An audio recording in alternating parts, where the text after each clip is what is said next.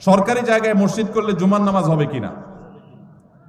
সরকারি জায়গায় যদি মসজিদ করেন জুমার নামাজ হবে কিনা? উত্তর হলো জুমার নামাজ তো হয়ে যাবে, কিন্তু সরকারি জায়গা মসজিদ বানাবার জন্য আপনি অবশ্যই যথাযথ কর্তৃপক্ষের অনুমতি নেবেন, নিয়মতান্ত্রিকভাবে মসজিদ করবেন। মসজিদ আল্লাহর ঘর, সেটা এই জন্য যেখানে সেখানে করবেন। সরকারি জায়গা পাইলেন আর মসজিদ একটা বানায় দিলেন, আদৌ দরকার আছে কিনা সেটার কোনো বিবেচনা নাই, এটা করা উচিত না। তবে এটা ঠিক, মুসলিম প্রধান দেশে মুসলমানদের নামাজ পড়ার জন্য একটা সরকারি বিরাট বড় এরিয়া আছে, সেখানে অনেক মুসলমান বসবাস করে, সেখানে নামাজ পড়ার জায়গা করে দেওয়া সেখানকার কর্তব্য ব্যক্তিদের কর্তব্য, তাদের কাছে সেটা আদায় করতে হবে। কিন্তু তাই বলে আপনি চাইলেন আর খেয়াল খুশি মতো যেখানে সেখানে মসজিদ করে নিলেন, এটা করা যাবে না।